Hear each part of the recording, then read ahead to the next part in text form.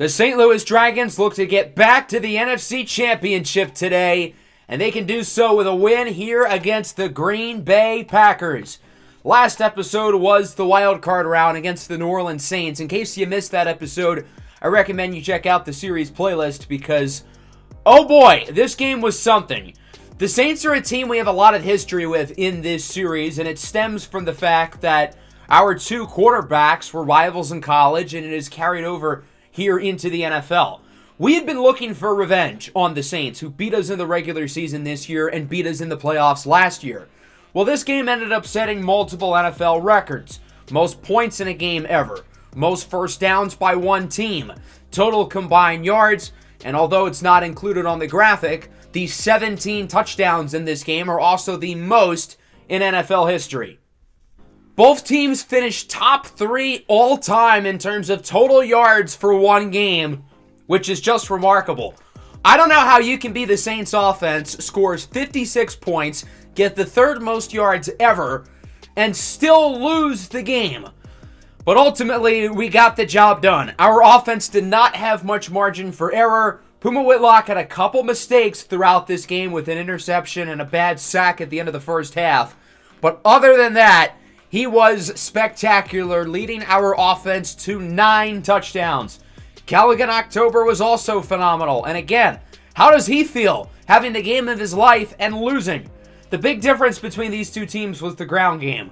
Darwin Juskins was phenomenal. Puma Whitlock scored 3 rushing touchdowns, and the Saints couldn't get anything on the ground. But they didn't need to with the day that Justin Jefferson had. He had one of the greatest single-game receiving performances I've ever seen. Arturo Modelo was great. Jamison Williams had the game-winning touchdown with seconds to go. Chris Olave was great as well. Tyreek Hill, though, only 1 catch. Cam Lucifer really held him up in the slot. Obviously, we were not very good defensively, but we were better on defense than the Saints were. I thought our coverage was a little better. Obviously, we were better in the run game, but still, allowing 56 points is not ideal. The Saints did have a great day on special teams, though. Tyreek Hill took a kickoff to the house, nearly had another one as well, but it was not enough. We still got the job done with Puma Whitlock winning the NFC Offensive Player of the Week after scoring 6 all-purpose touchdowns, 3 in the air, 3 on the ground. And as crazy as that game was, we have to find a way to move on. Our focus needs to be solely here on the divisional round with the Green Bay Packers, because if we reflect back too much, or if we look ahead too much, that can lead to recipe for disaster.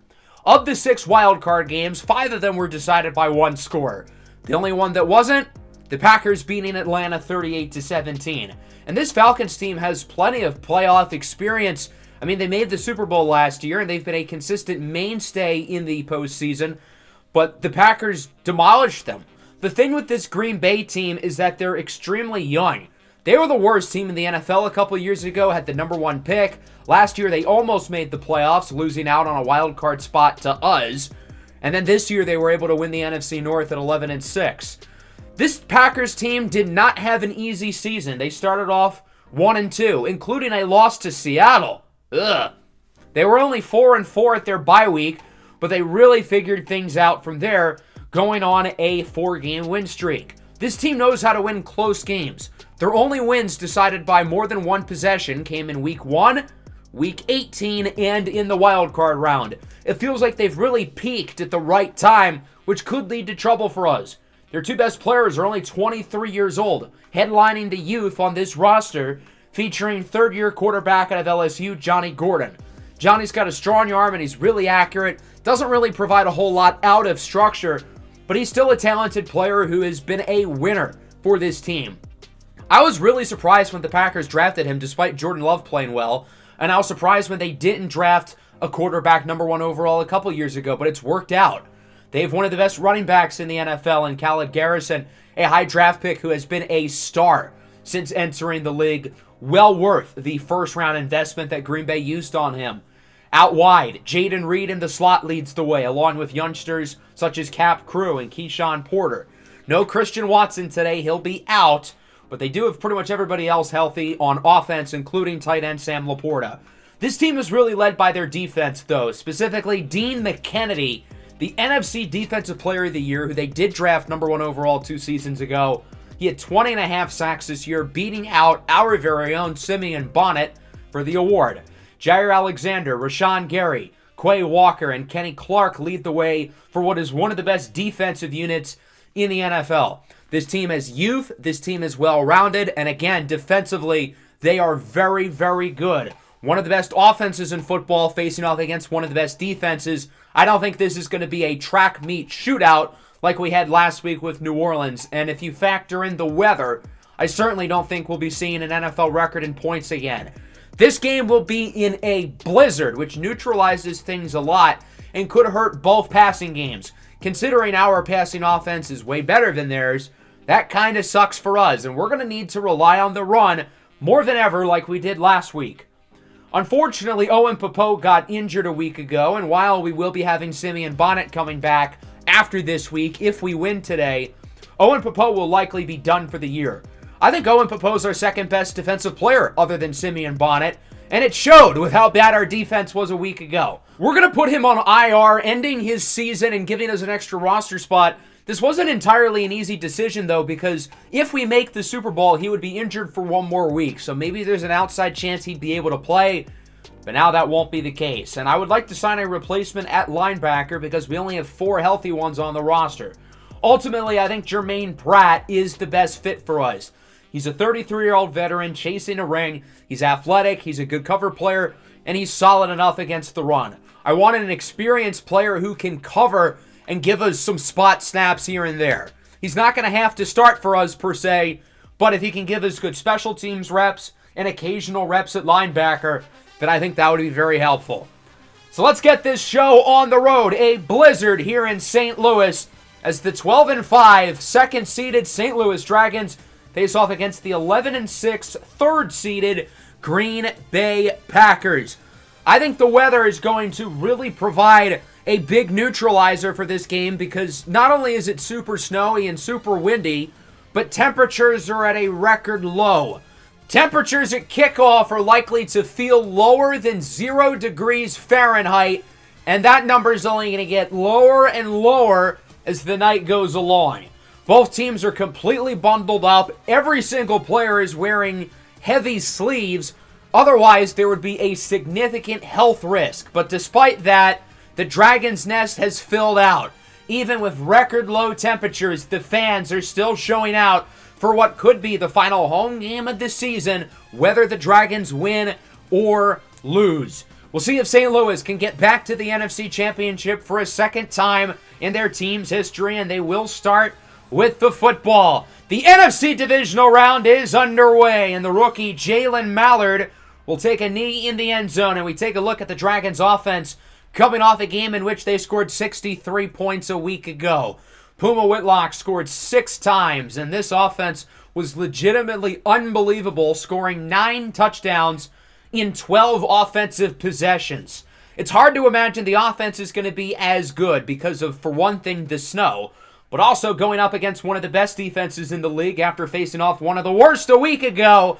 But here's a quick start. It's Colin Robinson, already past the 50 to the 47.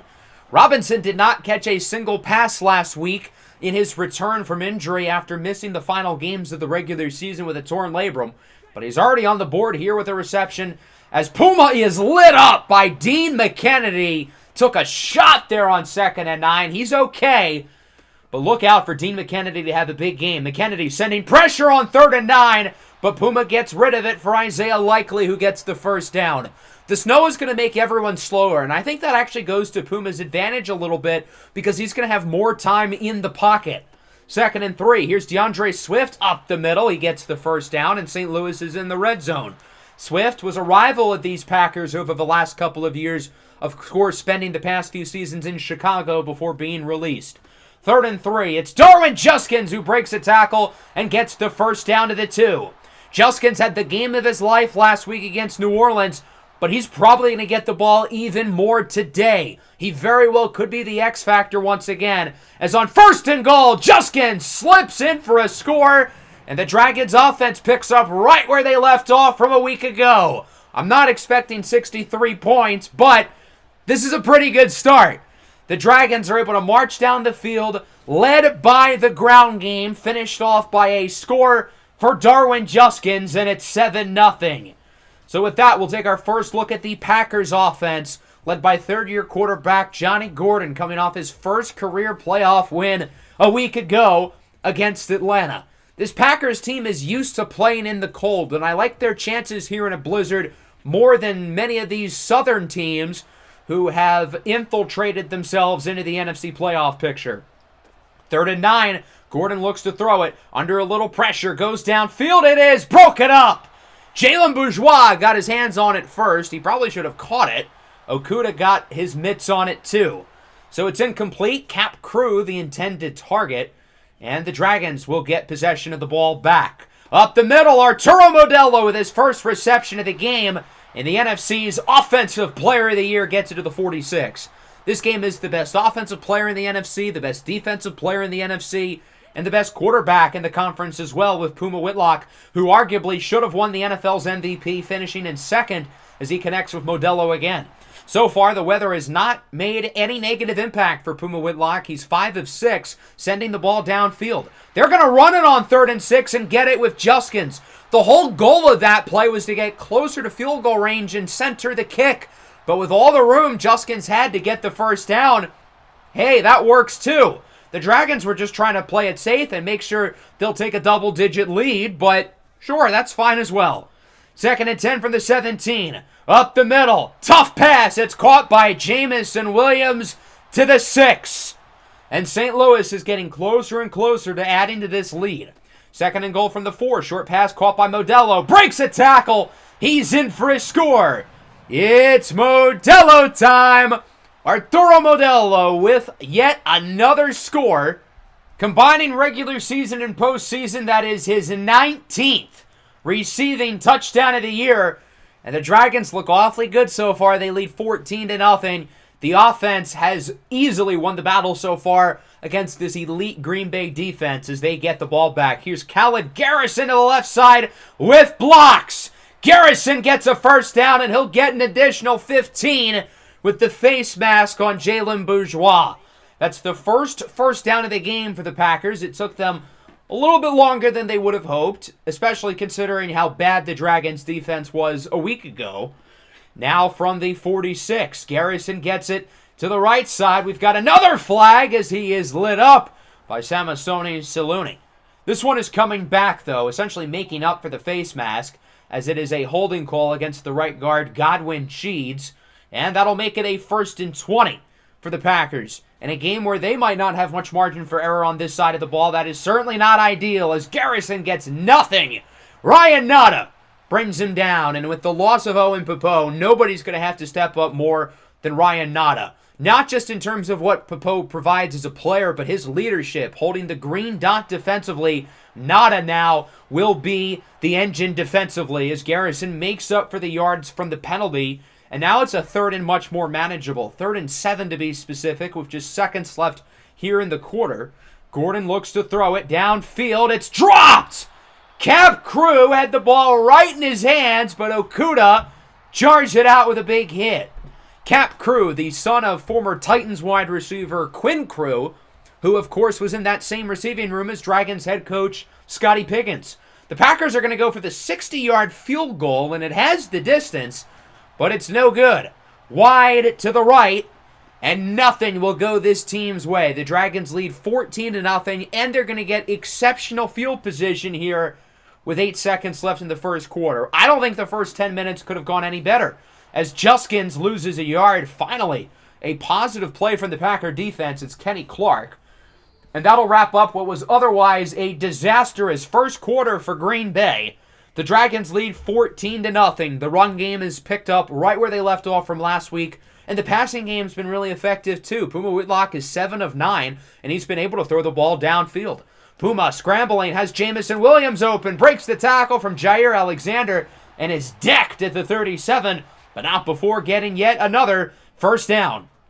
2nd and 12 now from the 39. Puma's looking up the middle for Amarion Cephas, breaking tackles, and he gets the first down to the 26. I think Cephas had one of his better games of the year in the win against New Orleans last week, continuously showing off his great ability after the catch.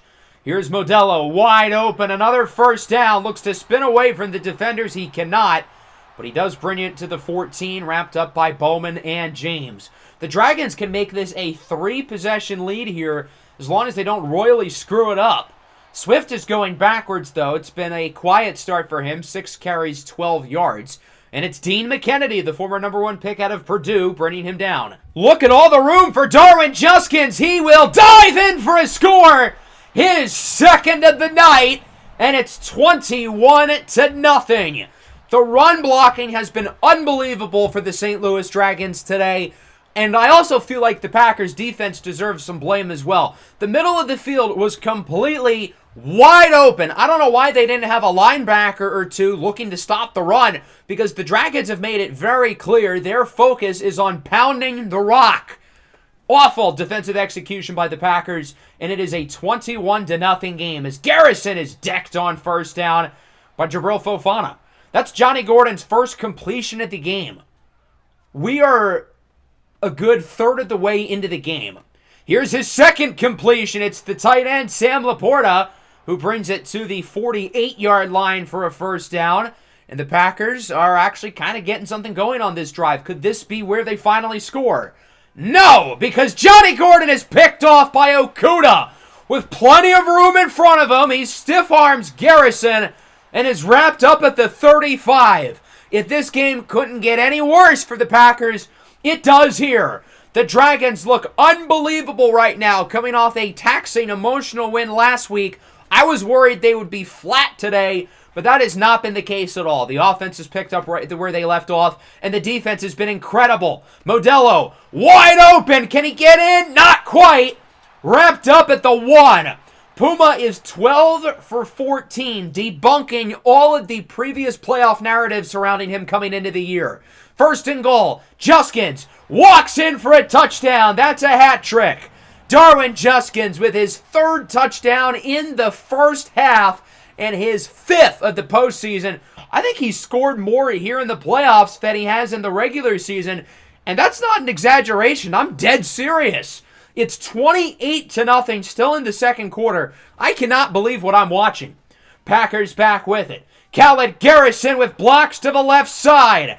Down the field, Garrison eventually met by Barber, but not before bringing it to the 30. Finally, Green Bay is past midfield. Can this be where they finally get some points? 2nd and 1. Gordon under pressure, fakes the sack from Weston, and he has an open man, but it's off the mark. This passing game has just been brutal. Gordon's missing throws, the receivers are dropping passes. I get it's snowing, but this same team allowed 500 yards damn near last week. On 3rd down, they will get the conversion. The tight end, Sam Laporta, with his 2nd catch of the game. Here at the 2-minute warning, it's now a 3rd and 8 from the 13. Gordon, empty, looks to throw it, and he will get another first down over to Khaled Garrison, who is pushed out at the 4 by Bourgeois. So the Packers are in the red zone. They are in striking distance. They've just got to start somewhere, right? Well, that's not going to help as Gordon is sacked by Nnamdi Sanaga to the 16. A big play by Sanaga, who I feel like in limited reps this year has been quite good, replacing the injured Simeon Bonnet. 3rd and goal. Garrison does not get it. He is wrapped up by the rookie Zion Creed. This clock is going to chew all the way down. The Dragons are not going to call a timeout. They're going to not try to score before the end of the half. And the Packers are going to bring the field goal unit on, but they're going to call a timeout. I'm not sure if they're second-guessing their decision to kick or if it's because there was 2 seconds left on the play clock. Ultimately, it looks like the latter. They will keep the field goal unit on. I'd probably go for it. What do you have to lose? You're down by 28. But the Packers just want to make sure they get some points before the end of the half, and that's what they'll do here with the field goal. And so that'll wrap up half number 1 here in St. Louis. Utter domination thus far. A complete far cry from the game last week as the Dragons lead 28-3. St. Louis has got the ball 4 times. They've scored all 4 times. And defensively, other than that last drive, they have been great. The other NFC playoff game has not happened yet, so the winner of this game will get an extra day's rest, which I think could be a nice advantage. If the Panthers win, then the winner of this game will head to Carolina. If the Eagles win, then the winner of this game will host Philadelphia. As we go into the second half, We've been unbelievable. The Packers look completely overmatched, and we're going to focus on running the ball. I don't think we're going to pass it very often here in this third quarter. We had the clock on our side. There's going to be no need to. The Packers, I think, are going to throw the ball a lot, but they have shown no signs of success passing the football. So because of that, I want to focus on stopping the outside run. That's where the Packers have been most effective today. I think they're still going to look to utilize Khaled Garrison as much as possible, despite being down by so much. It is a pass here on second down, and it is caught by Cap Crew, who gets it to the 40. Gordon was under a lot of pressure. That was a really nice throw. And Johnny Gordon is starting to look a little bit better, dating back to that last possession, and what otherwise has still certainly not been a good game from him. At the 41, Gordon, under pressure, avoids the sack, and his pass is caught this time by Jaden Reed, his first reception of the game. Cam Lucifer has had Reed in hell, and Lucifer wasn't even in coverage on that play because Reed was on the outside. 2nd and 7, short pass caught this time by Keyshawn Porter, who played quarterback in college at Texas A&M, converted to receiver where he was originally drafted by the rival Lions, but he's found a home here in Green Bay. 2nd and 1, back to Porter, and he is in with the score as he wins the rep over Ronrakis Barber. And so the Packers finally find the end zone. It's 28-10. The Dragons are still in a good spot, though. They're still up by 3 scores, and I would certainly anticipate they're going to run the ball early and often here on this possession. 2nd and 5 from the 30. It is a play action. And here's Amarion Cephas, wide open. Gets it to around the 50-yard line. Good tackle by Jair Alexander, saving potentially a big play, but still a nice gain for Cephas. Following play from midfield, it's DeAndre Swift. He is going backwards for a loss of a yard. Swift has played really well in his first 3 games back here in St. Louis. Today, though, not so much. The Packers have had an answer for him, unlike Juskins. 3rd and 11. It's just going to be a screen for Juskins, but he has blocks, and he gets the first down. The Dragons have been so conservative on 3rd down. They're not going for big plays. They just wanted to get some yards and figure out what to do on 4th down, but they get the first. The Packers' defense has been playing for the big play, not these short gains. The Dragons go back to the ground on 3rd and 3, and the Packers finally get a stop. Their first 3rd down stop of the game, but Rashawn Gary is the casualty as he's hurt on the play. That'll bring out the field goal team. 49-yard try for Cameron Dicker. The kicker is up, and that one is good, but barely. The first non-touchdown drive of the game for the Dragons and their first field goal of the entire playoffs after starting with 13 touchdowns through the first game and a half plus. So it's still a 3-possession game. I suppose the Packers aren't entirely out of it, but they've got to move fast. Gordon is sacked for a loss of 7 by Devontae Wyatt, the former Packer who was cut by Green Bay a few years ago, picked up off the scrap heap, and he has obviously turned into a really strong player here, looking for revenge against his old squad. 3rd and 6, Gordon under more pressure. It's caught by Reed, breaks a tackle from Lucifer, breaks another tackle from Okuda. What a play by Jaden Reed in what otherwise has been a really quiet game for him, with a huge play for the Packers as they just try to get any semblance of momentum. And a short pass that shouldn't have gone for a first down turns into a gain of 22 yards. The Packers again pass midfield. Their offenses, dare I say, look good. Here in the 3rd quarter, as Gordon looking downfield, that one's caught by Reed again to the 24. Pretty good coverage by Barber, but Reed is able to make the play. And that'll just about wrap up the 3rd quarter. The Packers are probably going to run one more play here, as it's a handoff for Khaled Garrison, looking to get by defenders, and he's lucky to get nothing, as Samasoni Saluni leads the charge, and that'll wrap up the 3rd. The Packers looked pretty good in this quarter, but they're still down by 21 points, and time is not on their side. They've only got 10 minutes here, but they are moving the ball down the field pretty well. If they can score here, then you never know. It's a 2-score game. From the 24 to start the 4th, Reed in motion. Double play action. Gordon has an open man downfield. It is Keyshawn Porter who gets it to the 4. Johnny Gordon started the game 0 for 3. Since then, he's only thrown 3 incompletions. Since then, he has been quite efficient throwing the ball. 2nd and goal from the 1. Garrison with room dives in for a score. And it looks like the Green Bay Packers might be making this a game. They've scored 17 of the last 20 points, and they only trail by 14. The Dragons are still very clearly in control, though. If they can just get the ground game to continue to push the ball down the field, they should be fine. On first down, Darwin Juskins with blocks, outruns the corners. Juskins down the field, brings it all the way to the 17. A huge run by Juskins, who's now over the century mark in yardage. And like Devontae Wyatt, remember how the Dragons got Juskins? In a trade from the Packers. A revenge game for Juskins as Modelo is there with the first down to the 5. And the Dragons are getting closer and closer to this end zone with under 5 minutes to go. 3rd and goal. Juskins tries to reach in, but he fumbles. And it's picked up by the defense. Quay Walker punches it out. And Jeremiah Clark-Davis recovers.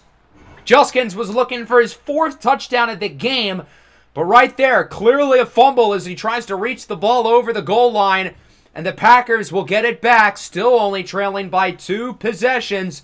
They're not out of this game. But they have to score here or else they are in serious, serious danger. 3rd and 1 from the 14, under 4 minutes to play.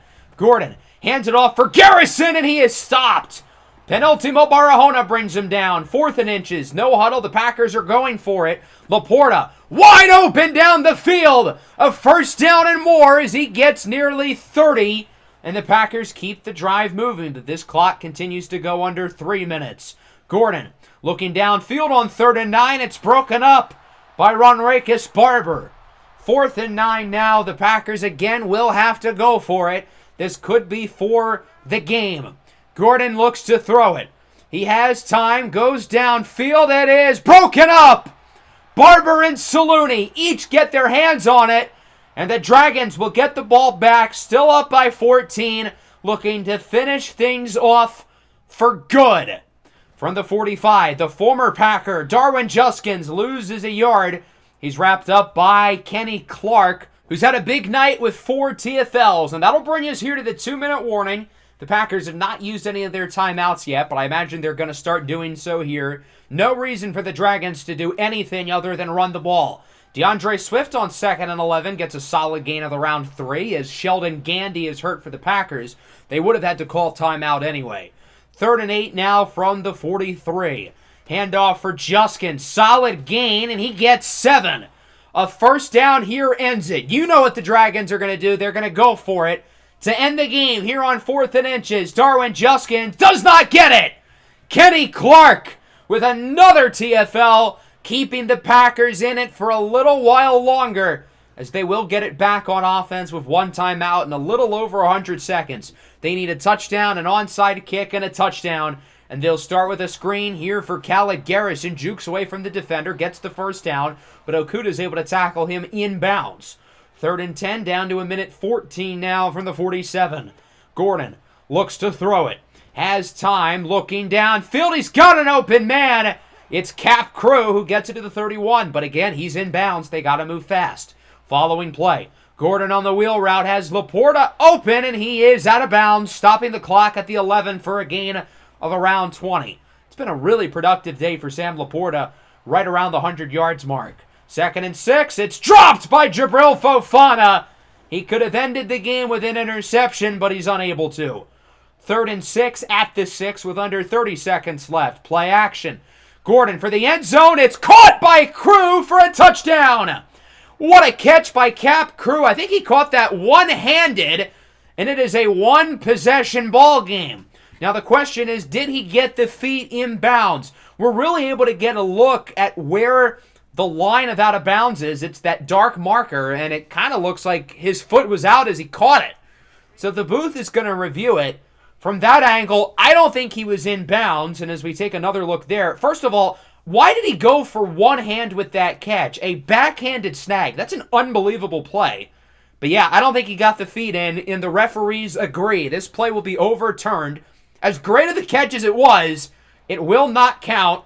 And now it's 4th and 6. This officially for the game.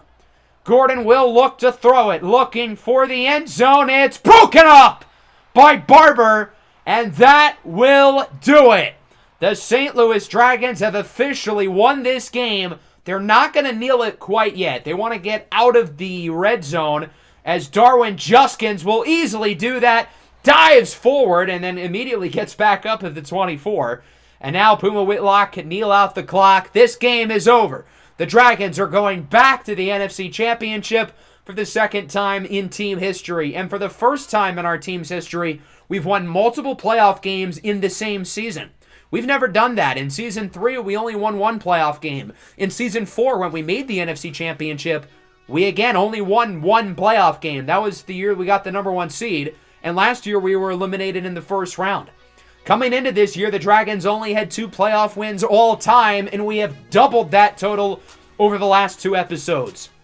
Our offense was unbelievable in the first half. We really slowed down in the second half, mainly because we ran the ball literally 90% of the snaps. And our defense overall was fairly good, I would say. Puma Whitlock did what he needed to. I think he only threw the ball 6 times in the second half, only once in the fourth quarter.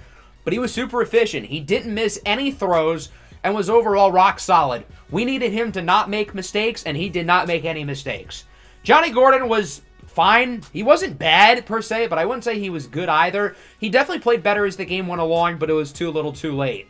What a game from the former Packer, Darwin Juskins. 150 yards and 3 touchdowns. He has been unbelievable for us here in the playoffs. Khaled Garrison was also great with 128 in his score. As for the receiving numbers, Keyshawn Porter and Sam Laporta lead the way. Nobody really stood out for us because volume was obviously down. Arturo Modelo still had a good game. Jaden Reed, 3 catches, 48 yards. Cam Lucifer did great with him in the slot. Lucifer only allowed 1 reception all game. As bad as Lucifer was in coverage in the regular season, he's been phenomenal here in the playoffs. And then defensively, I thought we did pretty solid. It wasn't perfect, but we only let up 17 points. The Packers did not get any sacks, as Dean McKennedy rarely got to the backfield on passing downs, but he was still very effective as a run defender. We had 2 sacks, we had the interception. They, of course, had the big fumble from Juskins in the fourth quarter. Interestingly, there was only 1 punt, which really surprised me, because it's not like this game was super high scoring. We scored 3 points in the second half. The Packers scored 3 points in the first half. The game against the Saints had 3 punts. This game had a third of that. Yet it had like a third of the amount of total points. So overall, a really nice win despite the literally below freezing conditions. Got to give our guys credit for not letting the weather make a negative impact. We do have a new injury, though, and it's to rookie tight end Wilson Villafana, who tore his labrum. He'll be out for the season, and we'll be putting him on IR most likely as well, which means, again, we will get an extra roster spot for the NFC Championship game. Villafana's numbers don't pop off the page, but I feel like he played well in limited opportunities. When Isaiah Likely got dinged up in the wild card round, he played really well. And of course, the best news of all is that Simeon Bonnet will be back for the NFC Championship game. We were able to win 2 playoff games without him, and now the question is, will it be Carolina or Philadelphia? I'm not going to show you guys today, though. You're going to have to find out next time.